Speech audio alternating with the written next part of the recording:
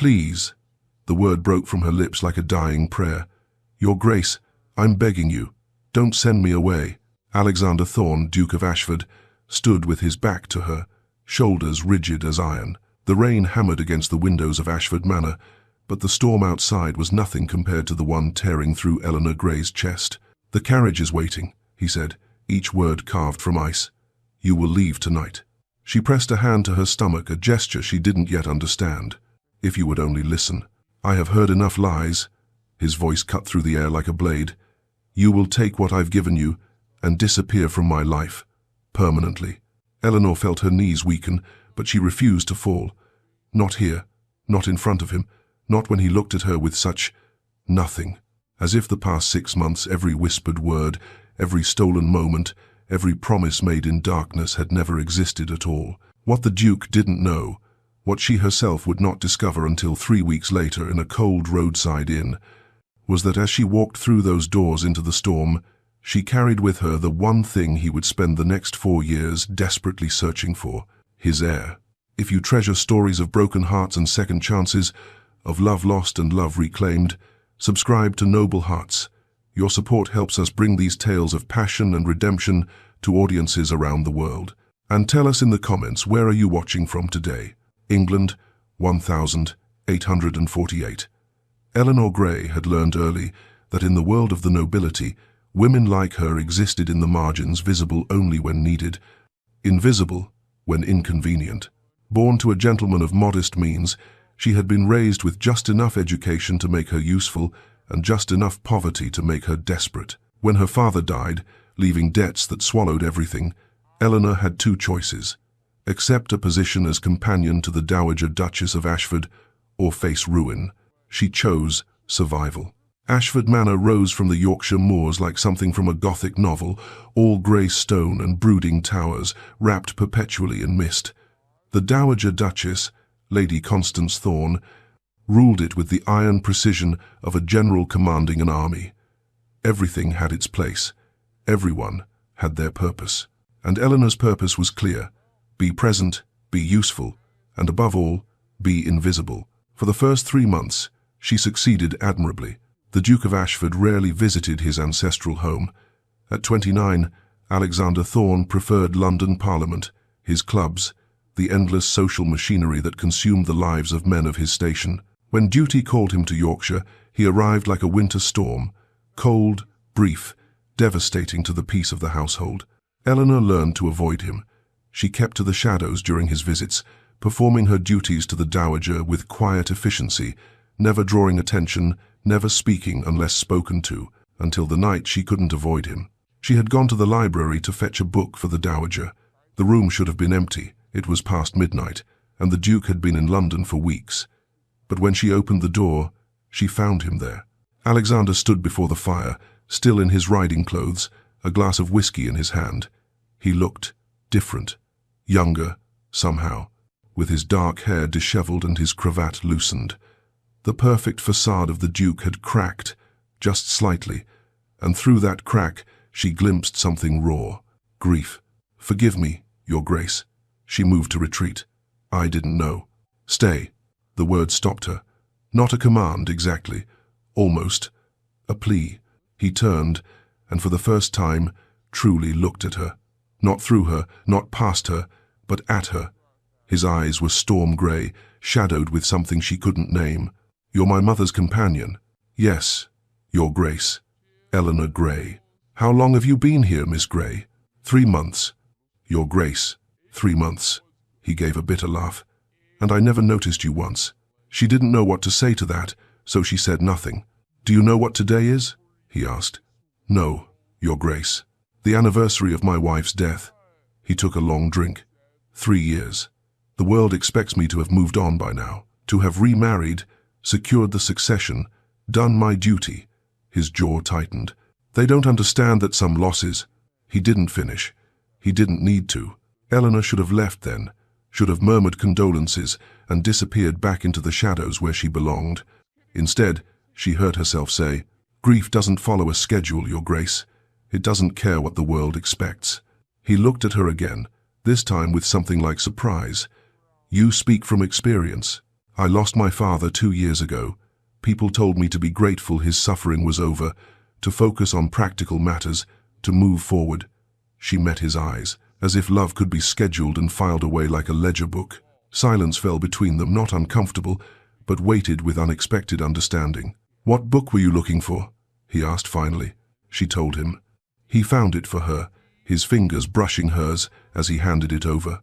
The touch lasted only a second, but she felt it like a brand. "Thank you, Your Grace." "Alexander." She blinked. "Your Grace?"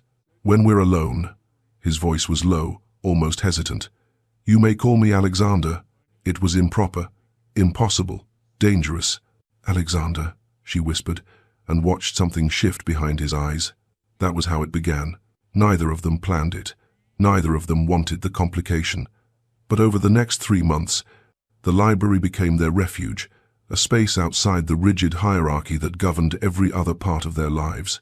He would find excuses to stay at Ashford Manor. She would find excuses to be in the library late at night. They talked about everything: books, politics, grief, hope. He told her about his late wife, Catherine, a marriage arranged by their families, built on duty rather than love. How he'd tried to be a good husband, but never quite learned how. How she'd died in childbirth along with their daughter, and he'd been left with nothing but guilt and an empty title. Eleanor told him about her father, about the slow decay of their small estate, about learning to make herself useful because she had nothing else to offer the world. "You're more than useful," Alexander said one night, his voice fierce. "You're brilliant. You're kind. You see things others miss." "I'm your mother's paid companion," she replied, but without bitterness. "That's all I'll ever be. What if you could be more?" The question hung between them, dangerous and electric. "Your Grace." "Alexander, Alexander." She stood, putting distance between them. "We both know what I could be. Your mistress, perhaps, hidden away in some cottage while you marry a woman worthy of your title. Is that what you're offering?" His face darkened. "You think so little of me? I think you're a duke." Her voice was steady despite her pounding heart. "And I'm a woman with no fortune, no connections, no power. I know how these stories end. What if this story could end differently?" She wanted to believe him. God, how she wanted to believe him. But she'd seen too much of the world to indulge in fairy tales. "Good night, Your Grace." She left before he could see her cry. But Alexander Thorne was not a man who gave up easily. Over the next month, he courted her with a quiet, determined intensity that broke down every wall she'd built. Small gifts left in the library, books she'd mentioned wanting to read, a new shawl when he noticed her old one was threadbare, notes in his own hand, not dictated to a secretary personal, revealing, raw. And then, one night, in late autumn, everything changed. She was walking in the garden, the only place she could go to escape the suffocating watchfulness of Lady Constance when he found her. "Eleanor." She turned. Alexander stood on the path behind her, still in his riding clothes, as if he'd just arrived and come straight to find her. "Your Grace, I didn't know you'd returned. I came back early." He moved closer. "I couldn't stay away." Her breath caught. "You shouldn't say such things." "Why not if they're true?" "Because truth doesn't change reality. You're the Duke of Ashford. I'm the woman I love." The words fell into the twilight like stones into still water, sending ripples through everything. "Don't." She stepped back. "Please don't say that. It's too late." He closed the distance between them. "I've been fighting it for months, telling myself it was impossible, improper, insane. But I can't fight it anymore, Eleanor. I love you. Your mother will never accept it. Society will never accept it. Then they'll have to adjust." His hands came up to frame her face, gentle despite the intensity in his eyes. "Marry me." She couldn't breathe. "You can't mean that." "I've never meant anything more in my life. Marry me, Eleanor. Not as my mistress, not as some secret arrangement as my wife. My Duchess. It would be a scandal." "Let them talk." His thumb brushed her cheekbone. "I've spent my entire life doing what was expected, marrying the right woman, playing the perfect duke. Catherine deserved better than a husband who respected her but could never truly love her. You deserve better than a man who hides you away. I want to do this right. I want to choose you, openly, before God and everyone." Tears streamed down her face. "Your mother is not the one marrying you." "I am. She'll make our lives hell." Then we'll face hell together, he smiled, and it transformed his entire face. What do you say, Eleanor Grey? Will you be my Duchess? She should have said no, should have been sensible, practical, realistic about the obstacles they'd face. Instead, she rose on her toes and kissed him, her first kiss, given freely, chosen deliberately. Yes, she whispered against his lips. Yes, I'll marry you. They told Lady Constance together, standing united in her gilded sitting room. The Dowager Duchess listened in glacial silence as Alexander made his announcement. Her face revealed nothing, but her hands gripping the arms of her chair betrayed her fury. Absolutely not. Mother, I'm not asking your permission. Then you're a fool. She rose, regal and terrifying. She's a fortune hunter who's been playing you from the beginning. That's enough. Alexander's voice could have cut glass. Is it? Lady Constance turned to Eleanor. Tell me, girl, did you plan this from the moment you arrived? Did you count on my son's grief, making him vulnerable? I never... Eleanor's voice shook. I never intended... She did nothing wrong, Alexander cut in. This was my choice, my decision, a decision you'll regret. The Dowager's eyes were chips of ice. The moment you tire of her, and you will tire of her, Alexander. Men of your station always do. You'll be stuck with an unsuitable duchess. Your children will have tainted blood. Your legacy. My legacy will be that I chose love over duty. He took Eleanor's hand. We're going to London tomorrow to obtain a special license. We'll be married within the week. If you do this, Lady Constance said, her voice deadly calm, you will regret it. Mark my words. They left her sitting there, surrounded by her rage and her certainty. Neither of them noticed the small, calculating smile that curved her lips once they were gone. They were married in a small church in London, with only Alexander's solicitor and best friend, James Hartley, as witnesses. Eleanor wore a simple cream silk gown Alexander had bought for her. No grand ceremony, no society wedding, just vows spoken with devastating sincerity. I, Alexander Charles Thorne, take thee, Eleanor, Grace Grey. His voice was steady, his eyes never leaving hers. When he slid the ring onto her finger, his grandmother's ring, he told her, because she deserved something with history, something that said she belonged, her tears fell freely. She was a duchess.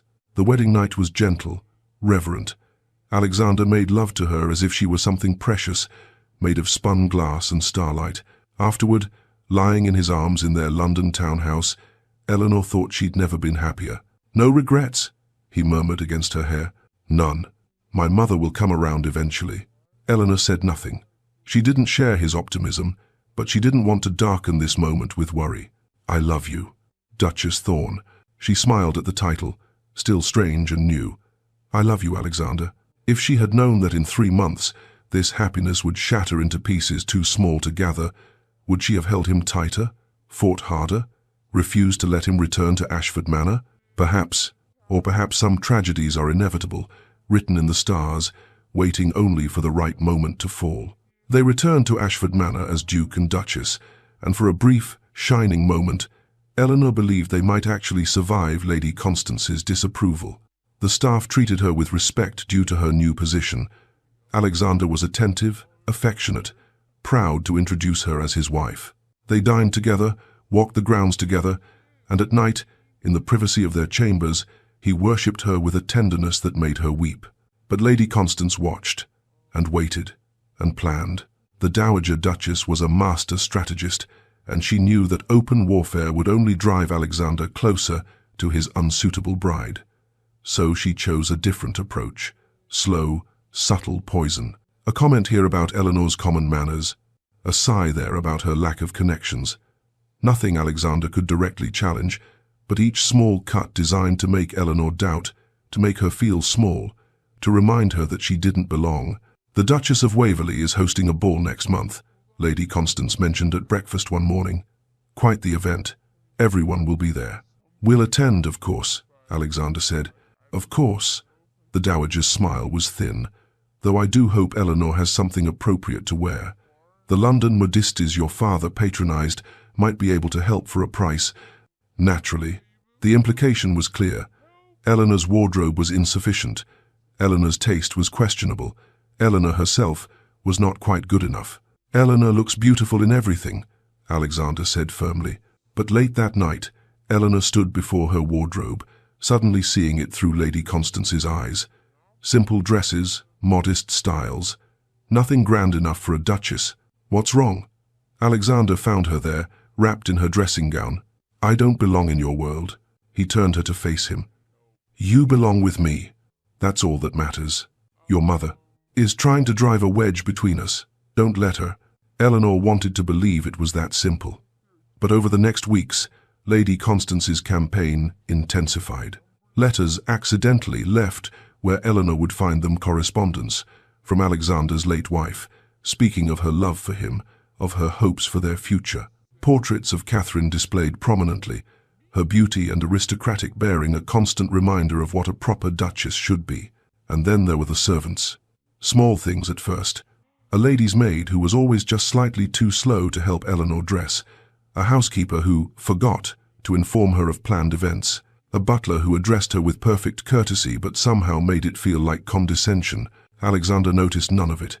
He was gone, often his duties, as Duke, required trips to London, to his other estates, and every time he left, the isolation closed in a little tighter. Eleanor was walking in the garden, her only refuge when she felt it, a wave of dizziness so intense she had to grip a stone bench to keep from falling. Mrs. Holloway, the housekeeper, appeared at her elbow. Your Grace? Are you unwell? I'm fine. Just a bit dizzy. The housekeeper's eyes sharpened with knowing. When was your last monthly course, Your Grace? Eleanor's mind went blank. When had it been? 6 weeks ago? 7? She'd been so caught up in the whirlwind of marriage, of learning to be a duchess, that she hadn't. Oh God, I see, Mrs. Holloway said softly. Perhaps you should rest, Your Grace, and perhaps you might want to consult with a physician. Eleanor nodded numbly. She was pregnant. She carried the Duke of Ashford's heir. Joy flooded through her, bright and overwhelming. A child. Alexander's child. This would change everything. Lady Constance couldn't object to the mother of the next duke, could she? But when she tried to tell Alexander that evening at dinner, with his mother present, the words stuck in her throat. Something in Lady Constance's expression, sharp, calculating, made her hesitate. I'll tell him tonight, she decided, in private. But Alexander returned from the stables late, exhausted from a day of estate business. By the time he came to their chambers, Eleanor had fallen asleep, and in the morning he was gone to London before she woke. The pattern repeated itself for days. Each time she tried to tell him, something prevented it: his absence, his exhaustion, the presence of servants or his mother. The secret grew inside her, wonderful and terrifying, waiting for the right moment. She never found it. The letter arrived on a grey Tuesday morning. Eleanor was breaking her fast alone. Lady Constance claimed a headache, and Alexander was still in London when Mrs. Holloway brought in the post. For you, Your Grace.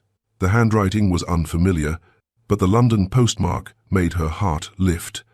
Perhaps Alexander had written.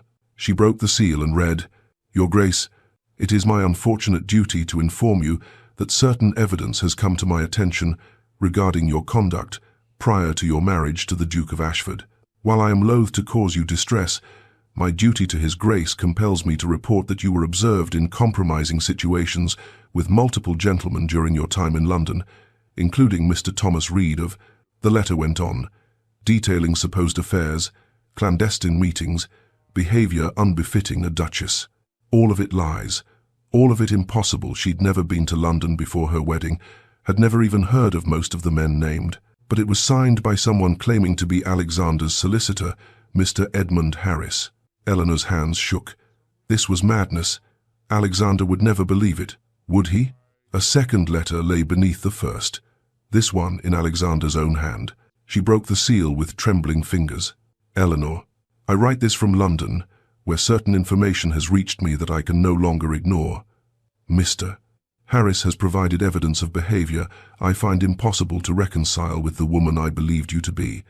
I am not a man who acts rashly, but neither can I ignore such serious accusations. I require time to consider the situation and to investigate the claims made against you. Until such time as these matters are resolved, I think it best that you remain at Ashford Manor. I will return when I have determined the truth.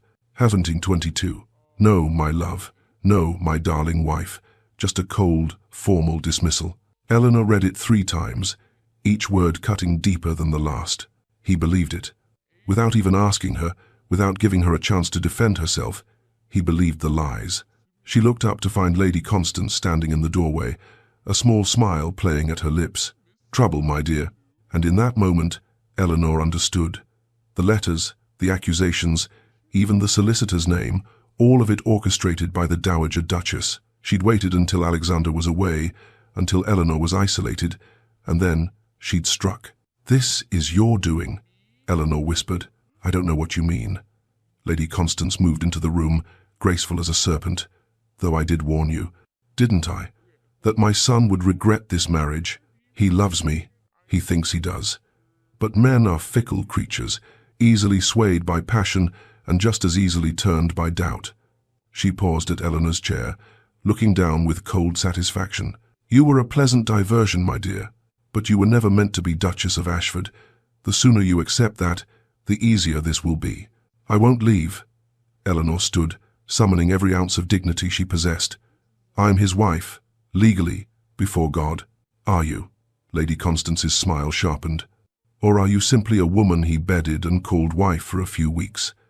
Marriages can be annulled, my dear, particularly when the bride is discovered to be less than chaste. I've done nothing wrong, haven't you?" The Dowager pulled another letter from her pocket. "This is from Alexander, instructing me to assist you in leaving Ashford Manor quietly. He's prepared to provide you with a generous settlement, £500 annually, in exchange for your discretion and your absence." Eleanor felt the world tilt. "You're lying. Read it yourself." Lady Constance laid the letter on the table. With shaking hands, Eleanor unfolded it. The handwriting was Alexander's, or a masterful forgery. It instructed his mother to resolve the situation with Miss Grey and to ensure her comfortable removal from Ashford Manor and my life. "Miss Grey, not my wife, not the Duchess." "He doesn't want you," Lady Constance said softly. "He never really did. You were simply there, convenient. A momentary weakness he now regrets. I need to speak with him. He doesn't wish to see you." The Dowager's voice was almost kind now, which made it worse. "Surely you understand. A man of his position, deceived so thoroughly, he's humiliated, angry. The last thing he wants is to face you." Eleanor gripped the table, her vision swimming. This couldn't be happening. Not when she carried his child, not when they'd been so happy just weeks ago. "I'm pregnant," she said, desperate. "I'm carrying his heir." For just a moment, something flickered in Lady Constance's eyes. Fear? No. Calculation? "Are you?" she asked softly. "Or is it some other man's bastard you're trying to pass off as a thorn?" The cruelty of it stole Eleanor's breath. "3 months ago, you were a paid companion," Lady Constance continued. "Who's to say what you did, whom you saw, before you trapped my son into marriage, without Alexander here to verify the timing?" She shrugged. "The scandal alone would destroy what remains of your reputation, and his." Eleanor understood then. Even the truth, the beautiful, precious truth of the child growing inside her, would be twisted into another weapon. "What do you want?" she asked, defeated. "I want you gone. Tonight. There's a carriage being prepared. You'll take the settlement Alexander has provided and disappear. You'll never contact him, never use the Thorn name, never make any claim on his estate or his child, should there actually be one. And if I refuse?" Lady Constance's smile was terrible. "Then I'll have Mr. Harris bring charges of fraud against you. You forged documents, lied about your background, trapped a duke into marriage. You'll be tried, convicted, and transported. Is that what you want for your supposed child? To be born in a penal colony?" Eleanor's hands went to her stomach, protective and terrified. "I thought not." The Dowager pulled a document from her reticule. "Sign this. It's a simple agreement that you'll accept the settlement and relinquish all claims to the title, the estate, and any future contact with the Duke of Ashford. He'll come looking for me. He won't. He's already convinced you're not the woman he thought you were. By the time he returns, you'll be gone, and I'll ensure he believes you left by choice, that you took the money and ran." Eleanor wanted to fight, wanted to refuse, to wait for Alexander, to make him hear the truth. But the document Lady Constance held out wasn't just about her anymore. It was about the child, innocent, defenseless, dependent on her to keep it safe. If Lady Constance made good on her threat to bring charges, Eleanor would lose everything. The child would be born in prison or worse, and Alexander, believing the lies, wouldn't stop it. With tears streaming down her face, Eleanor signed the paper. The carriage left Ashford Manor at midnight, in the middle of a storm that felt like the sky itself was weeping. Eleanor sat in the cold, dark interior, her small bag beside her, the settlement papers folded in her pocket. £500, the price of a duke's unwanted wife. She pressed her hand to her stomach, where their baby grew in secret. "I'm sorry," she whispered. "I'm so sorry. Your father, he didn't know. He'll never know." The coachman had instructions to take her to the nearest town with a coaching inn. From there, she was on her own. Lady Constance had been very clear. Any attempt to return, any attempt to contact Alexander, would void the settlement and result in immediate prosecution. Eleanor had nowhere to go. Her father's estate was long sold. She had no family, no friends with the resources to help a disgraced duchess in exile. She was alone, completely, devastatingly alone. Eleanor sat in a shabby room above a coaching inn, counting the money Lady Constance had given her. It was already running low: lodging, food. She'd had to buy warmer clothes when the weather turned. At this rate, it would last 6 months at most, not nearly long enough to have a baby and recover. She needed work, but who would hire a woman clearly pregnant and without references? She couldn't use the Thorn name that was forbidden by the agreement. She couldn't claim her title. No one would believe her anyway, looking as she did now. The morning sickness had gotten worse. She could barely keep down dry toast and weak tea. The doctor she'd consulted, spending precious coins, confirmed she was about 10 weeks along. Healthy so far, but needed better food, better lodging, less stress. She laughed bitterly at that. Less stress. At night she lay awake, thinking of Alexander. Did he miss her? Or had he been relieved when his mother told him she was gone? Did he think of her at all? Or had she already been filed away in his memory as a mistake, a momentary madness? She wrote him letters she could never send. "My dearest Alexander, I don't know if you'll ever read this. I don't know if you'd believe me if you did. But I need you to know I never betrayed you. Every moment we shared was real. Every word I spoke was true. I loved you. I love you still. And I'm carrying your child. Our son or daughter will be born in 5 months, and you'll never know them. They'll never know you. All because I was too weak to fight for us, and you were too quick to believe the worst. I don't blame you for doubting. Your mother is formidable, and the evidence must have been convincing. But I wish, God, how I wish you had asked me. Give me one chance to defend myself, one moment to look in your eyes and show you the truth. I suppose it doesn't matter now. I love you, Alexander.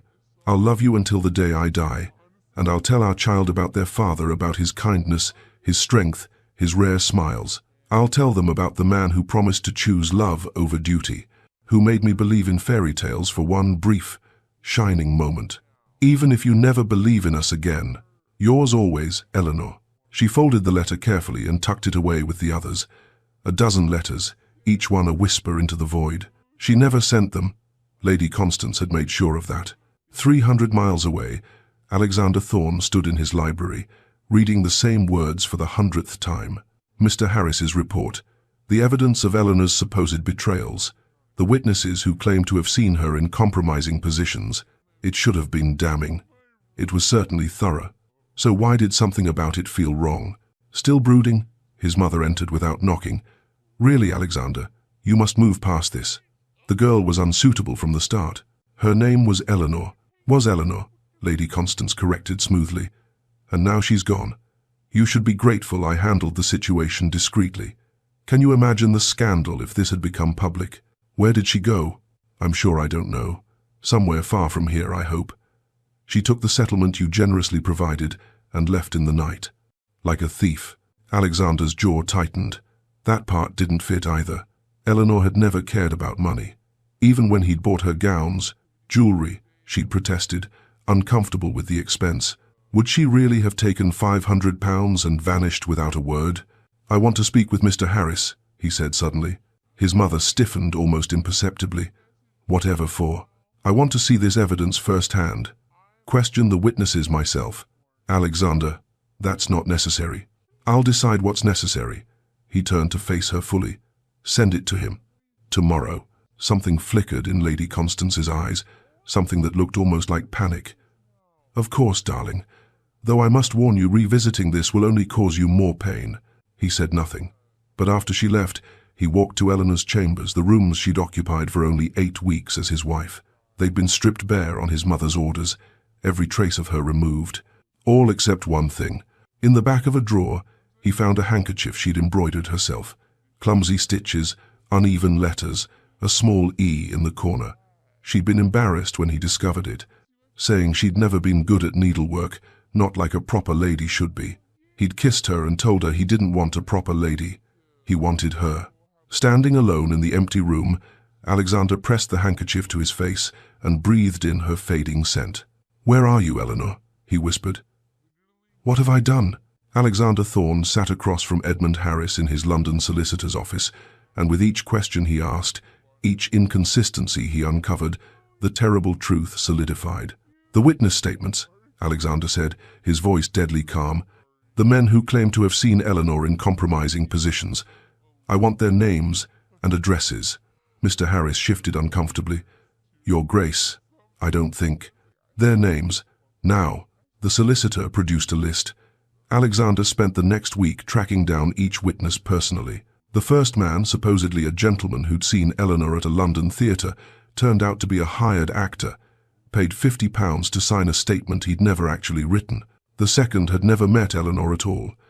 He'd signed a document he thought was a property lease, not realizing he was swearing to events that never happened. The third had been given a generous donation by an anonymous benefactor shortly before providing his statement.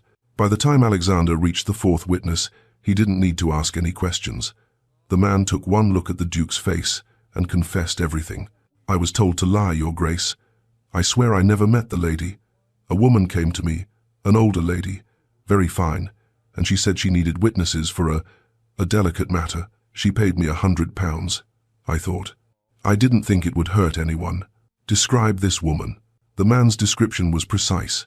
Tall, elegant, silver hair, imperious bearing. Lady Constance Thorne, his mother. Alexander left the man's lodgings and walked through London like a ghost.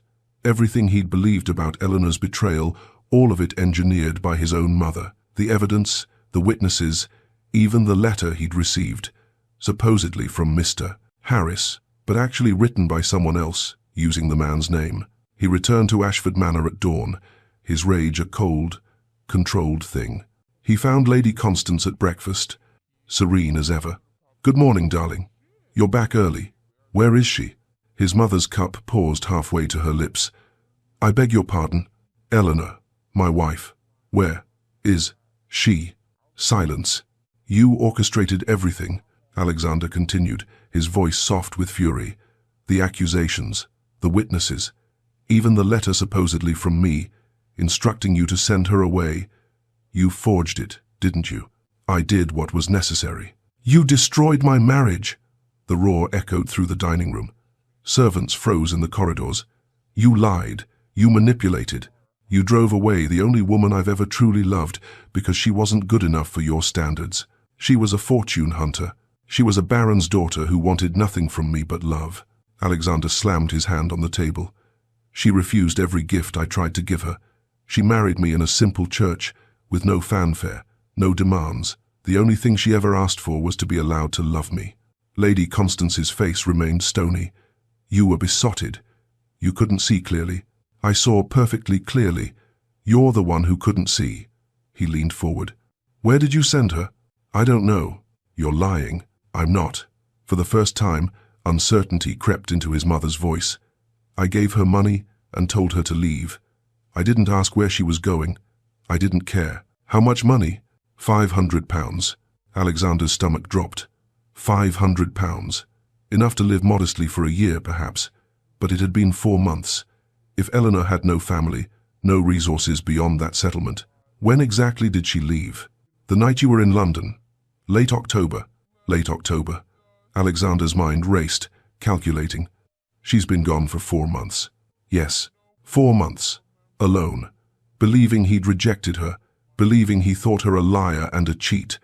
God, what had he done? "I'm going to find her," he said, his voice steady despite the panic rising in his chest. "And when I do, if she's suffered because of what you've done." "What will you do?" Lady Constance stood, finally showing anger. She was unsuitable. She would have dragged this family into scandal and shame.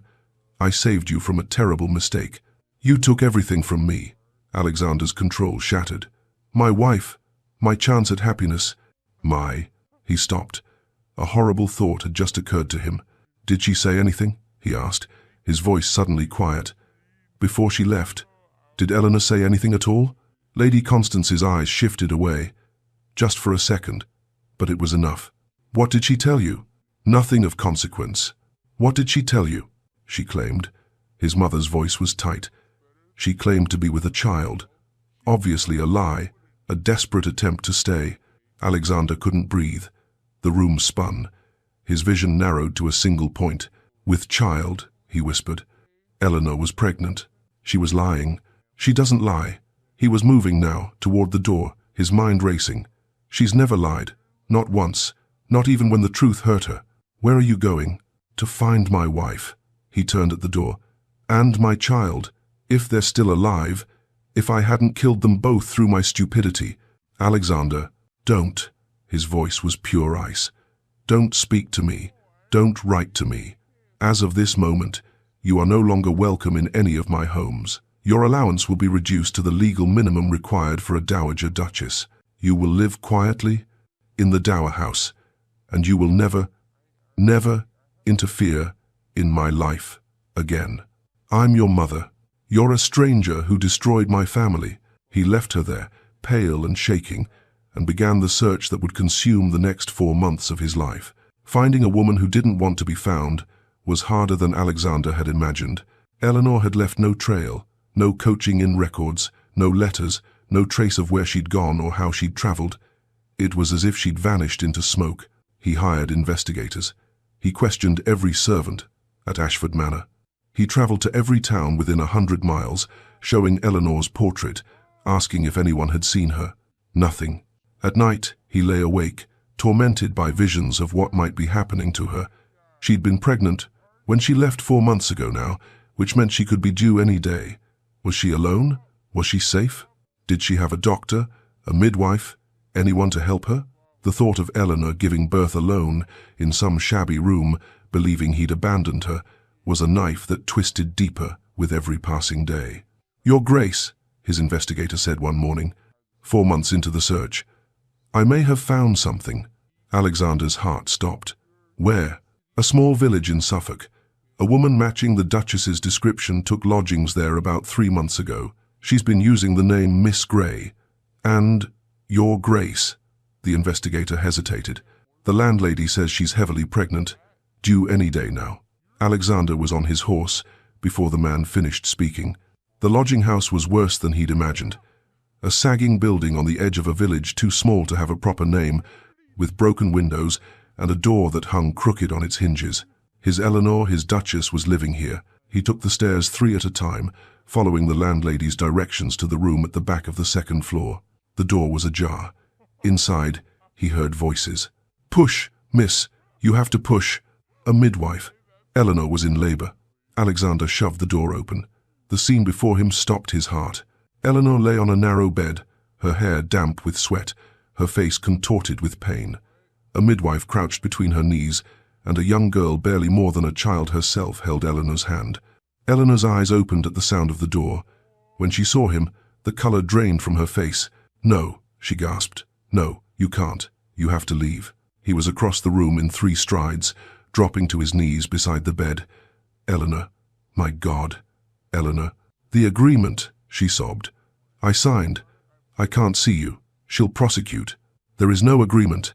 He took her other hand, gripping it tightly. It was all lies. All of it. I know everything, Eleanor. I know what my mother did. I know you're innocent. I know. His voice broke. I know I failed you. Your Grace.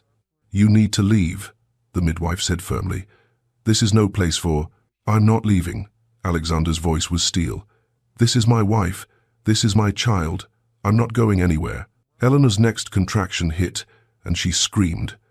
Alexander held her hand, letting her squeeze until his bones ached, his own tears streaming freely. I'm here, he whispered. I'm here, my love. I'm so sorry. I'm so sorry. Alexander. Her voice was weak. "If I die."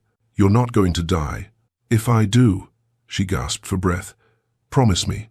Promise you'll love our child, even though I'm not the mother you wanted for your heir." "Stop." He pressed his forehead to hers. "You're the only mother I want, the only woman I want. I love you, Eleanor. I never stopped. I never will," she sobbed, the sound breaking his heart all over again.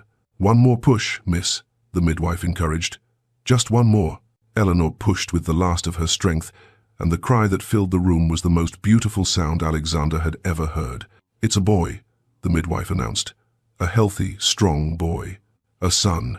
He had a son. The midwife cleaned the baby quickly and placed him in Eleanor's arms.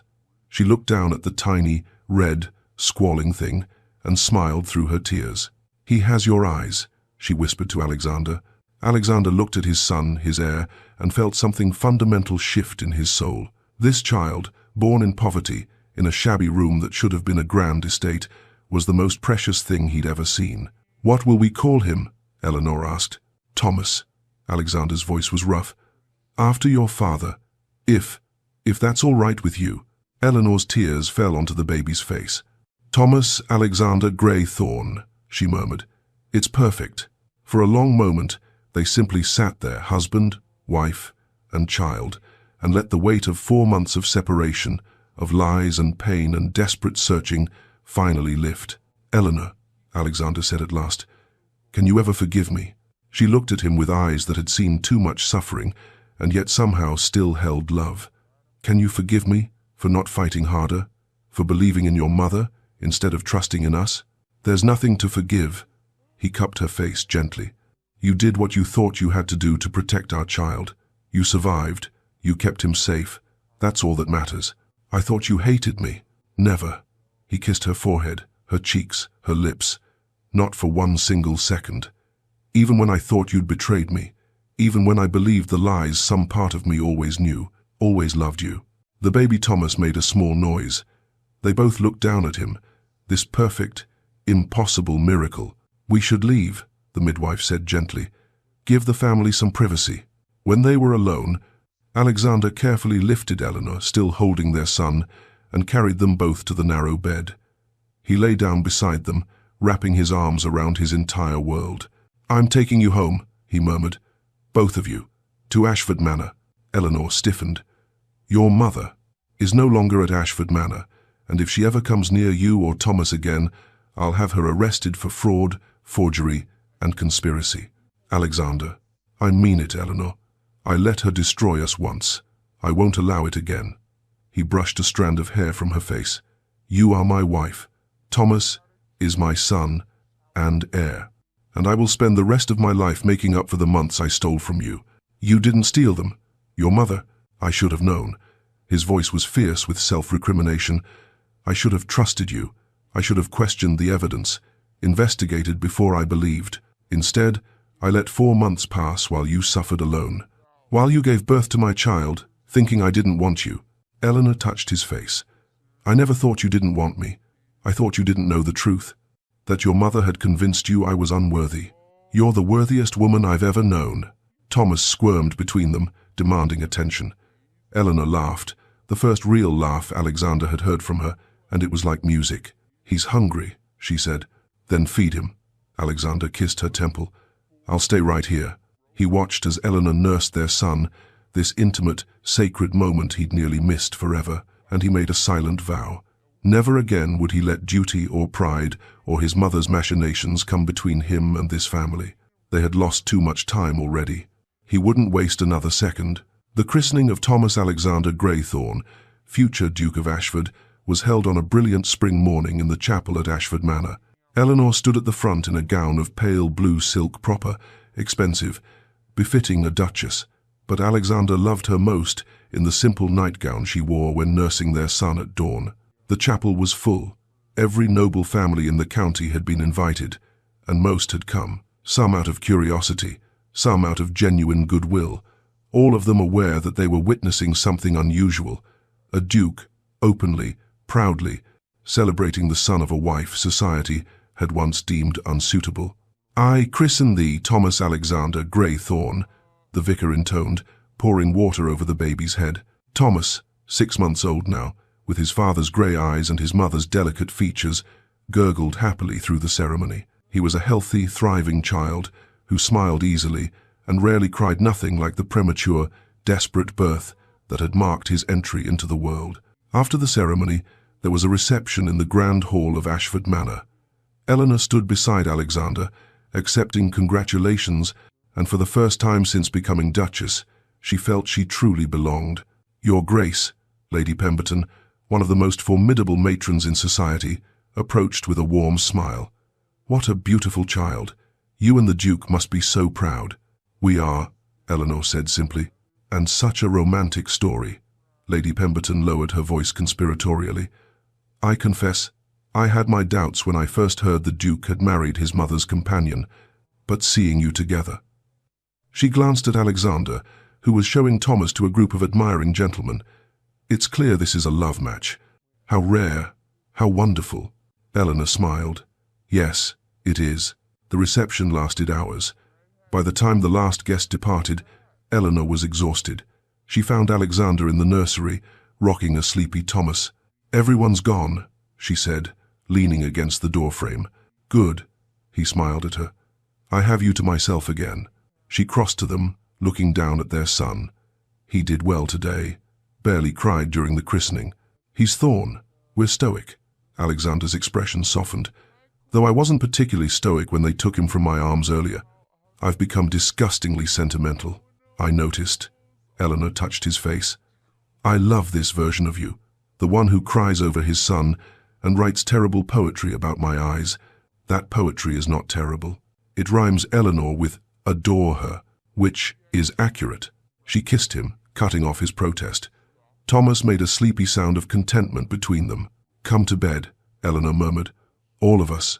They put Thomas in his cradle right beside their bed, as it had been since they'd returned to Ashford Manor, and lay down together.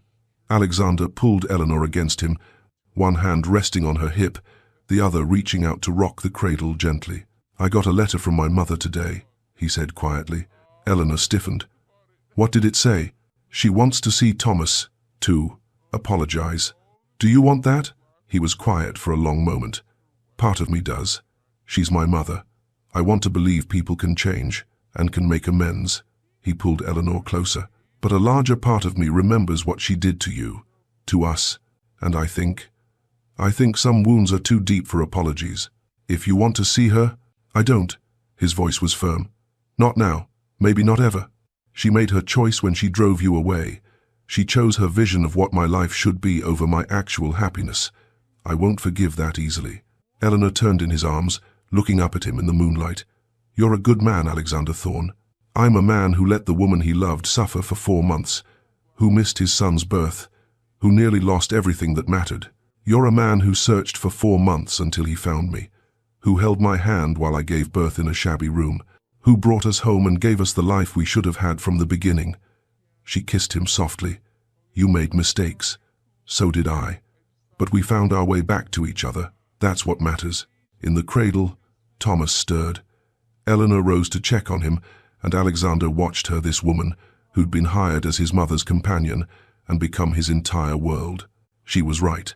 They'd found their way back, and he would spend the rest of his life ensuring they never lost each other again. 2 years after the christening, Ashford Manor had become something it had never been in Alexander's lifetime. A home. Thomas, now 2.5, ran through the halls with the confidence of a child who knew he was loved. His little sister, Catherine, named for Alexander's first wife, in a gesture of peace with the past, followed him on unsteady legs, giggling. Eleanor stood in the garden, watching them play, her hand resting unconsciously on her stomach. 3 months along with their 3rd child. Alexander had cried when she told him, overcome with joy and gratitude for the family he'd almost lost. He found her there, as he always did in the afternoons. His arms came around her from behind, his chin resting on her shoulder. "Happy," he murmured. "Impossibly so." "Good." He turned her in his arms. "I got a letter from James Hartley today. He's getting married." "That's wonderful. He wants us to attend the wedding. In London." Eleanor hesitated. London, where it had all fallen apart, where the lies had begun. "We'll go," she decided. It's time to make new memories there. Good ones. Alexander kissed her forehead. I love you, Eleanor Thorne. Every day, I love you more. And I love you, she smiled up at him. Even when you write terrible poetry. Especially when I write terrible poetry. Thomas ran up to them, demanding his father's attention. Catherine followed, arms outstretched.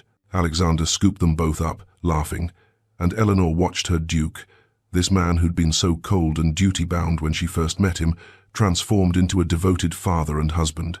They'd been through hell to get here. They'd lost months to lies and misunderstanding. They'd nearly lost each other forever. But standing in the garden of Ashford Manor, surrounded by the laughter of their children and the warmth of their love, Eleanor knew it had been worth it. Every tear, every lonely night, every moment of doubt, because they'd found their way back to each other, and this time, nothing would ever tear them apart again.